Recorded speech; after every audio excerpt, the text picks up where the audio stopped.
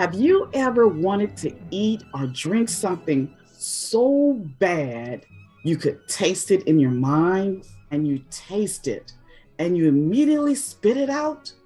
Yuck, nasty, it's sour, it's spoiled. This was the Israelites' experience in the desert.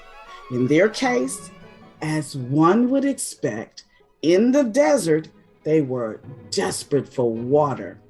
God led them to a spring, and then, yuck, the water was bitter.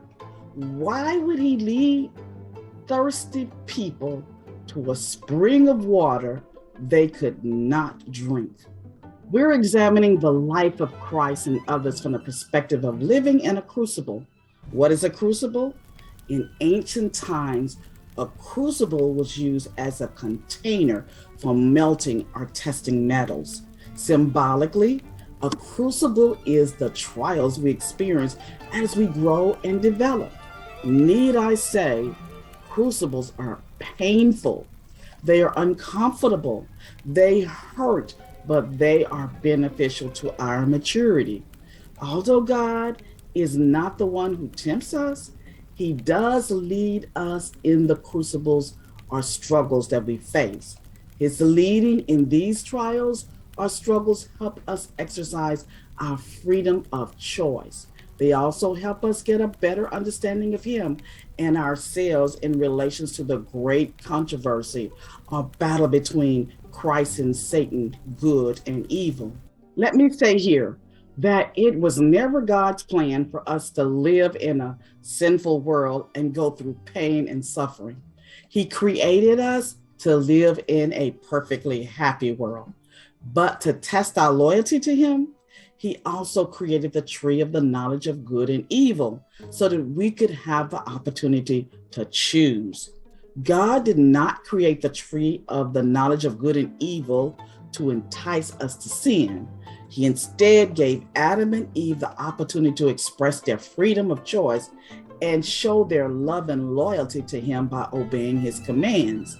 Consequently, their freedom of choice has placed us in a world filled with pain, sorrow, and grief. It placed us in a battle between good and evil. It is now up to us as individuals to choose which side of this battle we want to be on. Thus, we are seeking to determine how best to deal with these pains, sorrows, heartaches, and grief while living in a war zone. Father, it is true. You are God when we are on the mountain, and you are God when we're down in the valley. Yet, it is our tendency to find fault with every difficult situation or circumstance we face. We are constantly complaining, dear God. We're inclined to complain about even the little things that happen in our lives. Remove from our hearts the nature to complain. And when we find ourselves in a crucible or a tough situation in which we cannot see our way out, rather than complain, help us look to you, dear God. Help us remember that regardless of our situation, you are still God. The Israelites left the western Sinai desert. They traveled all together from place to place as the Lord commanded.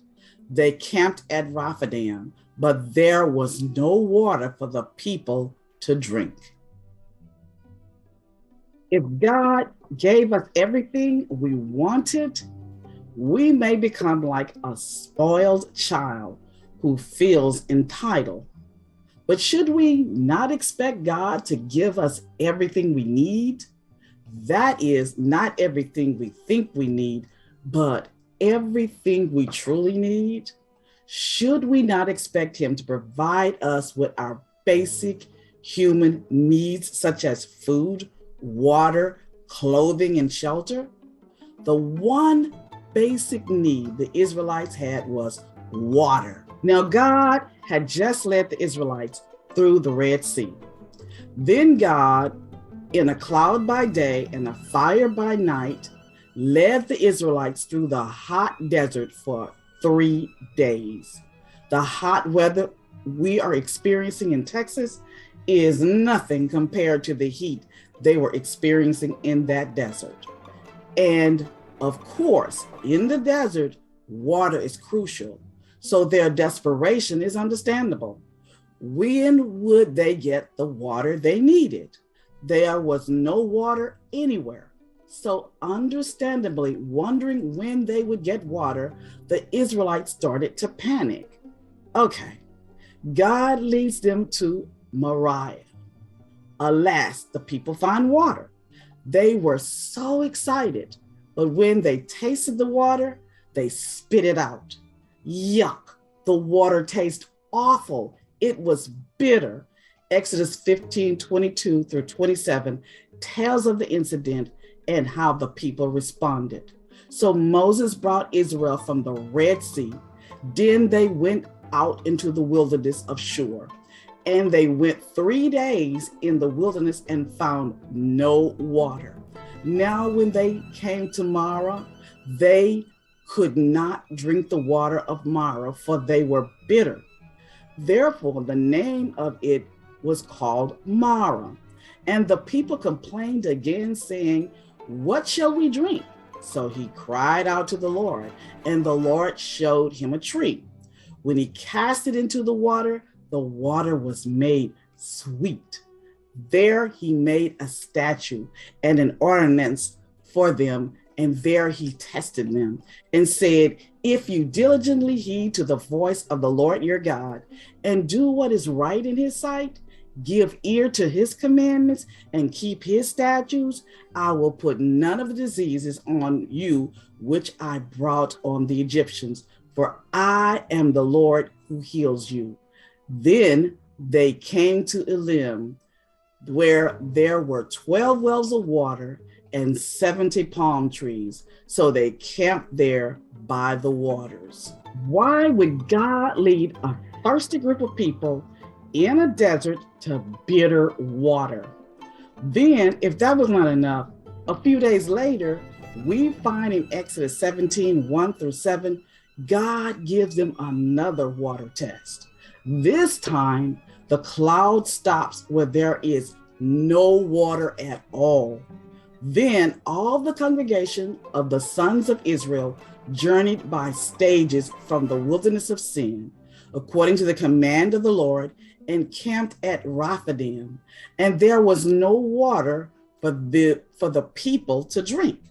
Therefore the people quarreled with Moses and said, "Give us water that we may drink." And Moses said to them, "Why do you quarrel with me? Why do you test the Lord?" But the people thirsted there for water, and they grumbled against Moses and said, "Why now have you brought us up from Egypt to kill us and our children and our livestock with thirst?" So Moses cried out to the Lord, saying, "What shall I do to this people? A little more and they will stone me." Then the Lord said to Moses, "Pass before the people and take with you some of the elders of Israel, and take in your hand your staff with which you struck the Nile, and go.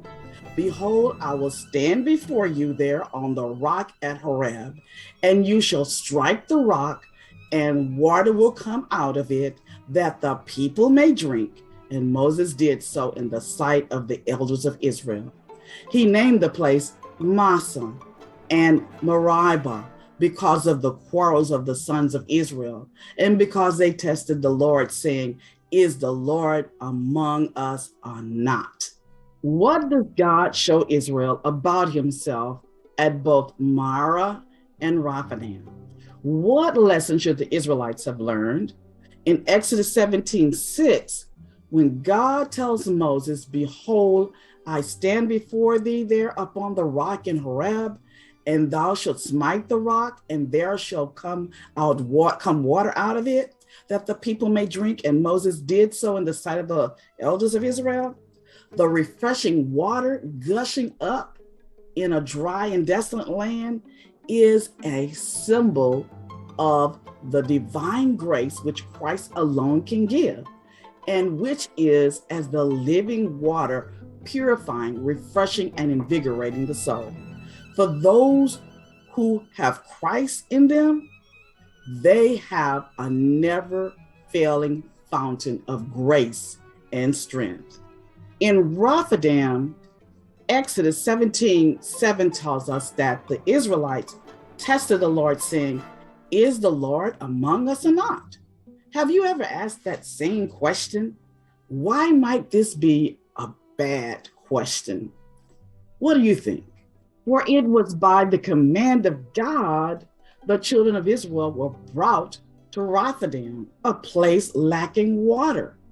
In the pillar of a cloud, he led them, and it was his command that they camped at the place with no water. God knew of the lack of water at Rephidim. Then why did he take them to Rephidim? He took them there to test their faith. The key point here is that although Moses hit the rock, it was Christ who stood by him and caused the water to flow from the flinty rock. Lacking trust, the people tempted the Lord in their thirst and said, "If God had brought us out here, why does he not give us water as well as bread?"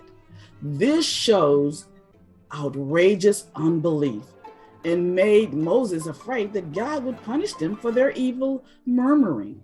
The Lord tested the faith of his people, but they did not endure the trial. They murmured for food and for water and complained of Moses. Because of their unbelief, God suffered their enemies to make war with them, that he might show his people where their strength comes from. What do you do when you are in a tough situation? Find out what Jesus did in part 4, the war between good and evil in the desert.